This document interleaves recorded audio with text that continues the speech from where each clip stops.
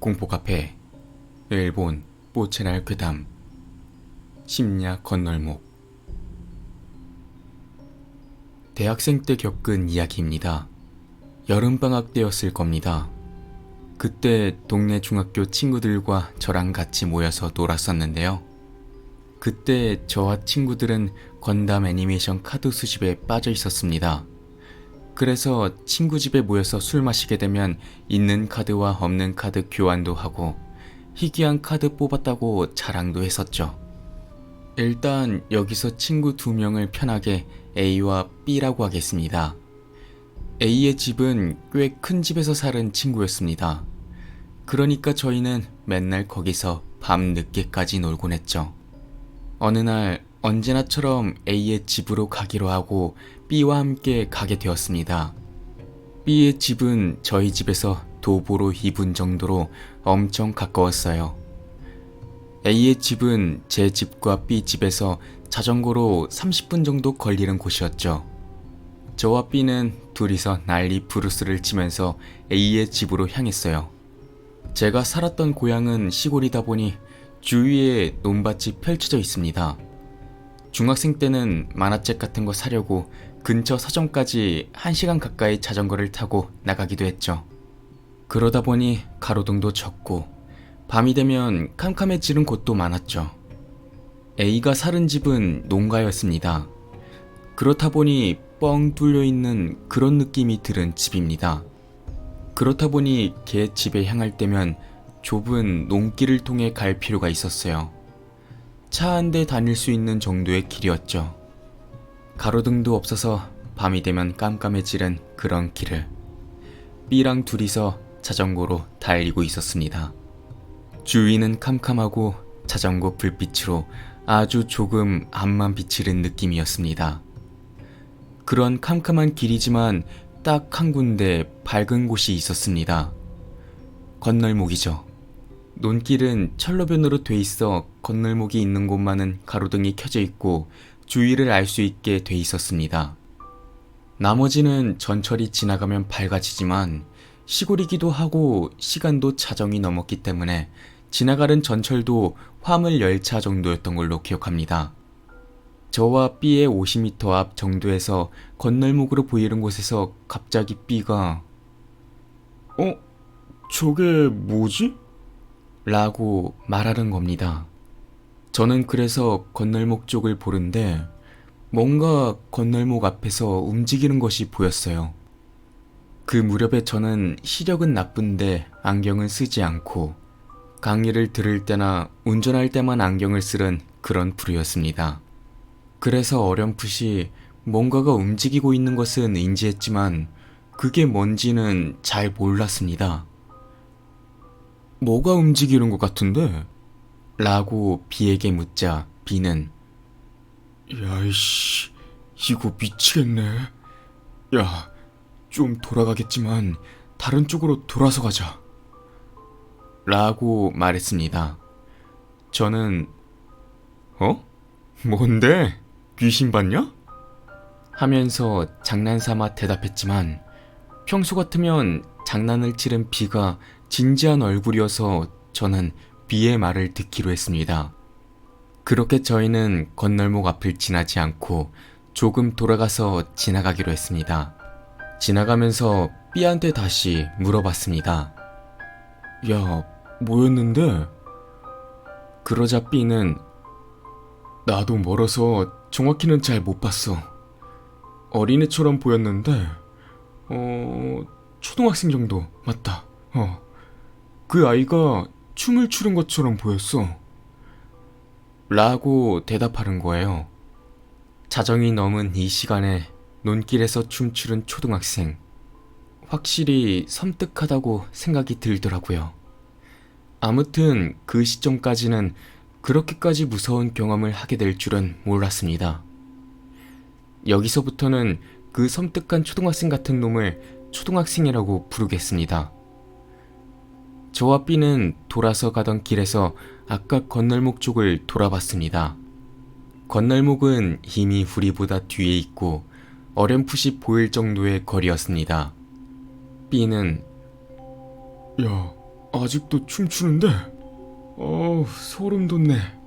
그렇게 말하길래 저는 이제 괜찮다고 생각하고, 야, 괜찮다 임마. 그건 그렇고 경찰서에 가는 게 낫지 않을까? 저는 무서운 와중에도 그 아이를 조금 걱정하고 있었죠. 그러자 건널목 쪽에서 목소리가 들려왔습니다. 야, 야! 저와 B는 건널목 쪽을 돌아봤습니다. 그랬더니 아까까지 춤추던 초등학생이 이쪽을 보면서 손을 흔들고 있었습니다. 원래라면 아무렇지도 않았겠지만 그때 저는 왠지 온몸에 소름이 돋았던 게 기억이 나요. 그건 B도 마찬가지였던 건지 B는 야, 도망치자 라고 말했습니다. 저도 고개를 끄덕이고 둘이서 자전거를 그 어느 때보다 빠른 속도로 밟기 시작했습니다. 미치겠다. 뭐야 저게? 라고 B에게 말을 걸자 B는 뒤를 돌아본 후 갑자기 자전거를 더욱 빠르게 밟기 시작했습니다. 저는 초등학생이 쫓아오른 줄 알고 뒤를 돌아볼 용기는 없지. 어쨌든 저도 B의 뒤를 쫓아 속도를 올렸죠. 점차 초등학생의 목소리가 작아지고 저와 B도 자전거의 속도를 늦췄습니다. 아직도 있어? 하고 저는 B에게 물었습니다. B는 뒤를 돌아보며 아니, 이제 안 보이네 라고 대답했습니다. 저는 안심하는 동시에 저거 정말 뭐냐? 하고 B에게 말을 걸었습니다. B는 잘 모르겠다. 그런데 귀신은 아니었던 것 같아. 또렷하게 보이기도 했고. 야, 내가 뭐라 그랬냐? 그 말을 듣고 또 조금 안심이 됐습니다. 그 후 바로 멀리서 전철 소리가 들려왔습니다. 화물 열차가 이쪽을 향해 오고 있었습니다. 화물 열차가 선로를 지나른 약 1분 반 정도. 저와 B는 말을 멈추고 열차 주행음만 듣고 있었습니다. 주행음이 작아지기 시작한 쯤에 이상한 소리가 섞여 있는 것을 알아차렸습니다. 우당탕탕탕, 쿵쾅 쿵쾅. 열차 소리가 작아짐에 따라 그 섞여서 들리는 소리가 점차 커져가는 겁니다. 그 소리는 아까 전에 들었던 목소리였습니다. 야, 야. 조금 전까지 들리던 초등학생의 목소리였죠. B 쪽을 보자 B도 들리는 건지 울 것 같은 얼굴을 하고 있었습니다. 저는 뒤를 돌아봤지만 깜깜해서 아무것도 보이지 않았습니다. 건널목은 이미 지나갔고 가로등도 없어서 초등학생의 존재를 확인할 수 없었습니다. B도 아무것도 보이지 않았던 것 같은데. 야! 야!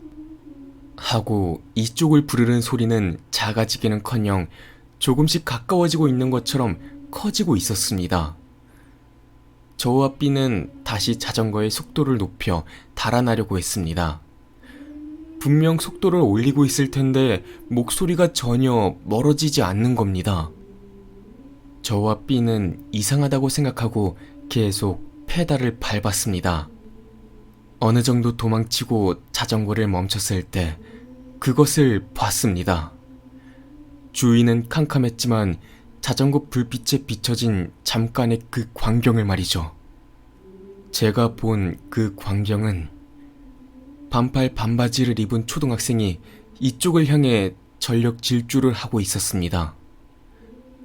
그 순간 B는 소리치며 자전거를 버리고 도망쳤습니다. 저도 패닉에 빠져 자전거를 버리고 B와 같이 도망쳤습니다. 200m 정도 왔던 길을 역주행했죠. 잠시 후 냉정을 되찾았을 때는 초등학생의 목소리는 들리지 않게 된 후였습니다.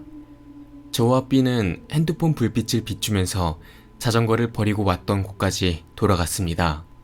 그 주위에는 초등학생이 보이지 않았습니다. 거기서부터는 잘 기억이 안 나지만 어쨌든 둘이서 한마디도 하지 않고 A의 집으로 갔습니다. A의 집에 도착하고 A가 현관문을 열은 순간 안심하며 단숨에 B와 둘이서 아까까지의 이야기를 A에게 이야기했습니다.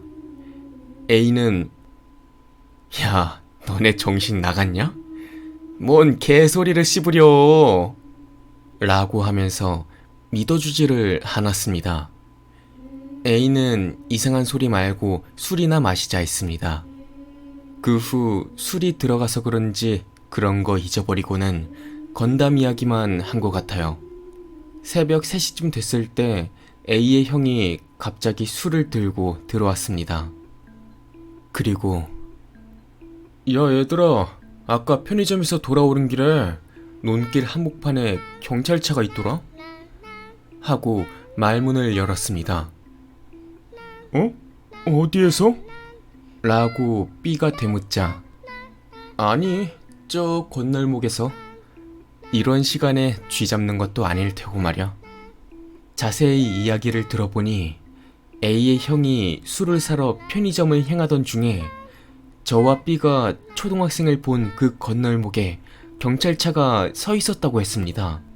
경찰차가 멈춰서 있다 보니 다른 길로 지나왔지만 멀리서 본 느낌으론 경찰관이 건널목 주위를 조사하고 있었던 걸로 보였답니다. 끝입니다. 마지막은 찜찜하게 끝난 것 같지만 이 이야기가 제가 살면서 지금까지 가장 무서웠던 경험이었어요. 아직도 그 초등학생의 달리기 모습이 떠오르네요. 긴 글이었지만 봐주셔서 감사합니다.